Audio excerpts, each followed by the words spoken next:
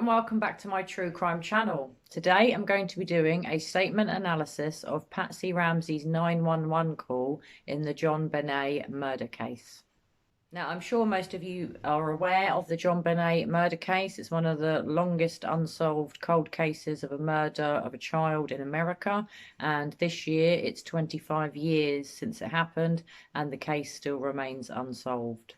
Now, I have other videos on my channel about this. I have a general one about the case, so I'm not going to go into too much details, but a 6-year-old girl was found dead in her parents' home on Boxing Day 1996 in Boulder, Colorado, and that little girl was Jonbenet Ramsey.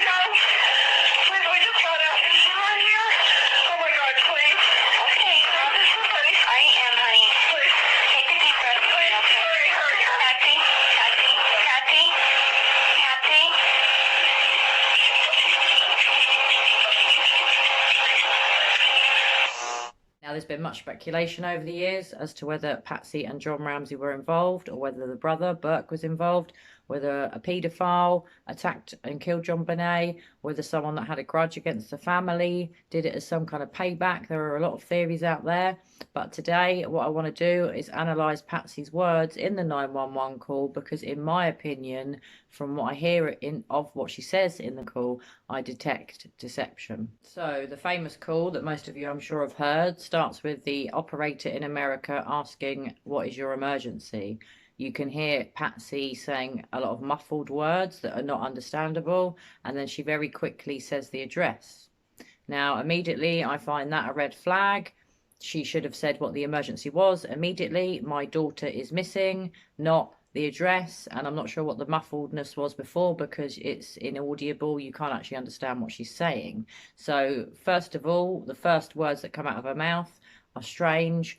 The urgency is not there of the daughter being missing, and the ownership of her being her daughter. My daughter is missing. We don't hear that. We just hear the address. Well, that doesn't tell the operator what the emergency is, does it?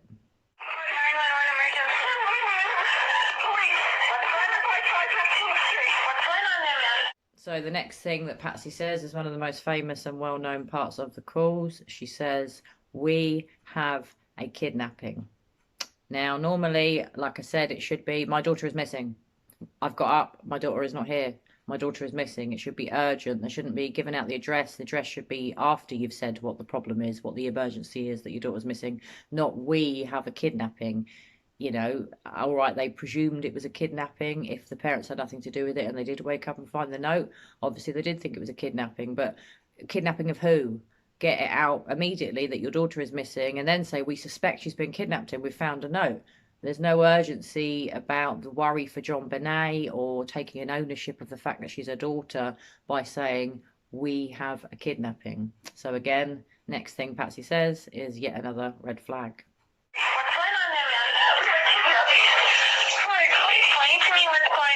The operator asks Patsy to let her know what's going on, and she says again, "We have a kidnapping," not "My daughter is missing."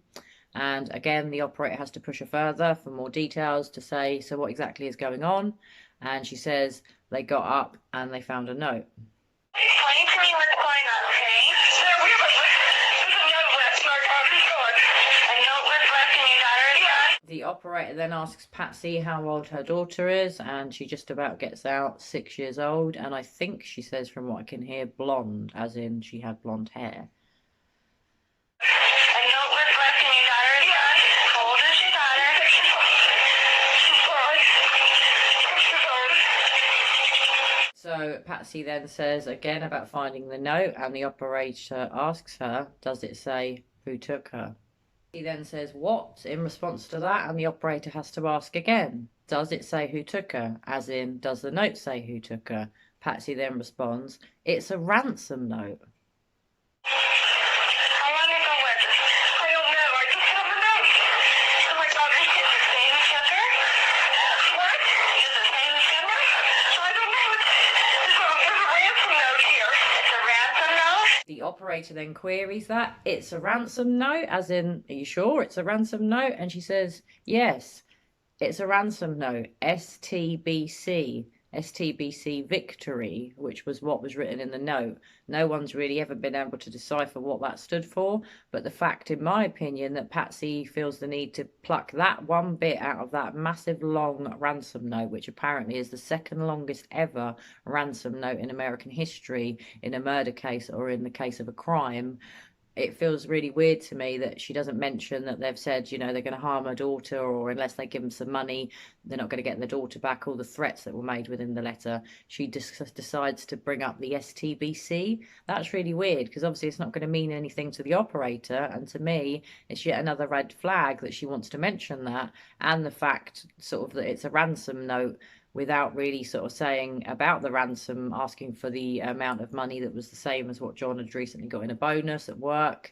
The fact that she goes to the STBC Victory is really weird. It's almost as if she's trying to throw off the person taking the call, the 911 call, to sort of distract them from the fact that maybe they had some involvement, in my humble opinion.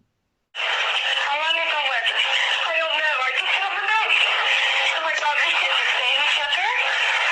What? Is it the same sugar? I don't know. There's a ransom note here. It's a ransom note? It says STBC Victory. She then says, please, as in please with the operator to help.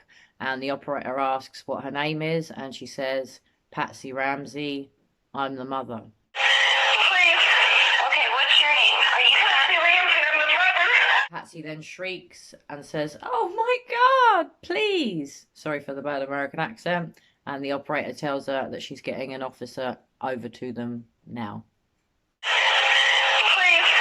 Okay, what's your name? Are you Patsy Ramsey? I'm the mother. Oh my God. Please. Okay, I'm sending an officer over. Okay. The operator then asks Patsy if she knows how long Jonbenet has been gone. And she says no, they just got up and she wasn't there. So they don't know how long she's been gone. Do you know how long she's been gone? No, I don't. Please, we just got out. Is she right here? Patsy then says, oh my God, please, again, please get somebody. And the operator says, I am, and insists and tries to reassure Patsy that she is sending help. Help is on its way. Okay, I'm sending an officer over. Okay. Do you know how long she's been gone? No, I don't. Please, we just got out. Is she right here? Oh my God, please. Okay, I am, honey. The operator then tells Patsy to take a deep breath, and Patsy says, hurry, hurry, hurry, and then sounds muffled. The operator then tries to get Patsy's attention again. Take a deep breath. Patsy, Patsy. She doesn't get any response when she asks Patsy's name, and she says it again a few more times. Patsy, Patsy, Patsy, but there's no response. Take a deep breath. Patsy, Patsy, Patsy.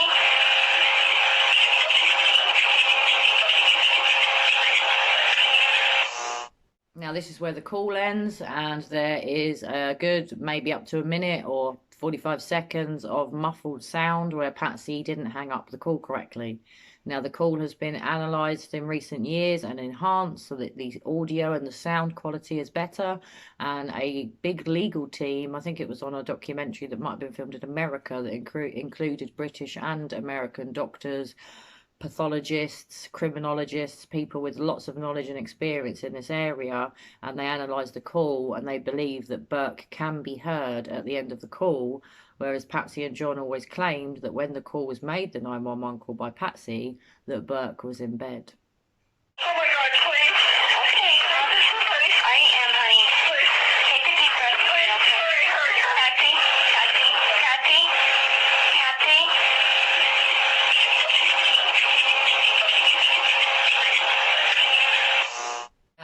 going to really analyse what was said at the end of the call, but it is thought that you can hear John and Patsy and Burke speaking, and Burke is supposed to maybe say something along the lines of, "What did you find?" And they then think that John says something along the lines of, "We're not talking to you." Now, if that's true, that's quite sinister. I don't know why the family would have lied and said Burke wasn't there when the phone call was made. Why would it matter whether he was there or not?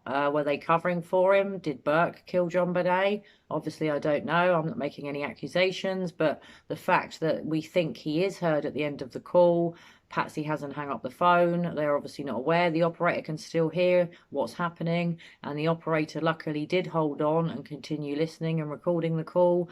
And if she hadn't have done, that bit of knowledge about whether Burke was or wasn't there when the call was made would never really have ever been known. Now, it's such a sad and tragic case, and I can't believe after 25 years, with all the advances in DNA and technology and, you know, crime solving within police departments in America and throughout the world, that the case hasn't been solved. It stinks to me of some kind of cover-up. I'm not saying it's the Boulder Police Department in Colorado, but was it because the Ramsey were high up in society and they were quite affluent family? You know, would they have had such good treatment if they'd been poor? Would the parents have been suspected more? Although I know they were suspected, but they were eventually, you know, thought of not having an involvement. And maybe it was someone that made threats against the family. Maybe it was a paedophile. Maybe it was someone that was stalking Jonbenet. Maybe it was someone that had seen her in the pageants. Obviously, at the moment, we still don't know. I really pray that one day the case can be solved. But what I will say is, from that call of Patsy, I hear deception. I hear distancing language. She doesn't want to call Jonbenet by her name. She has to tell the operator how old she is and what colour hair she has. Perhaps she should have given that information without having to be asked for it. The fact that she says, "We have a kidnapping."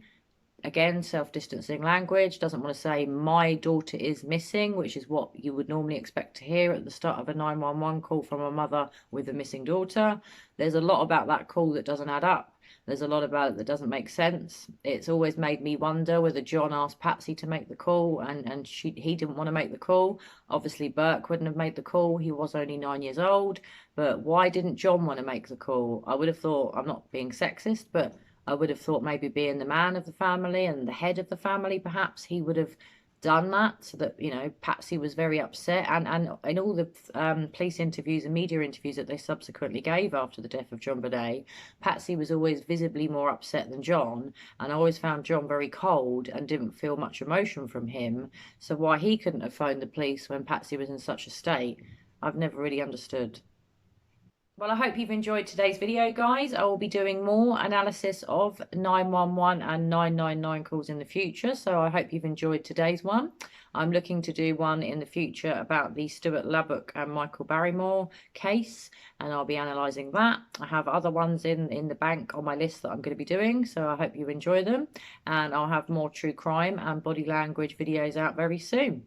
Anyway, I hope you're all keeping safe. Hello to all my new subscribers. Thank you so much for subscribing. I really appreciate it. Keep putting your comments down below because I really enjoy reading them. Apologies if I don't get back to you within a day or two. Often I'm a bit behind on the comments and trying to keep up with everything is a bit difficult, but I will get back to you, I promise. Anyway, thanks for watching again, guys. You take care, stay safe, and I'll be back very soon. Bye for now.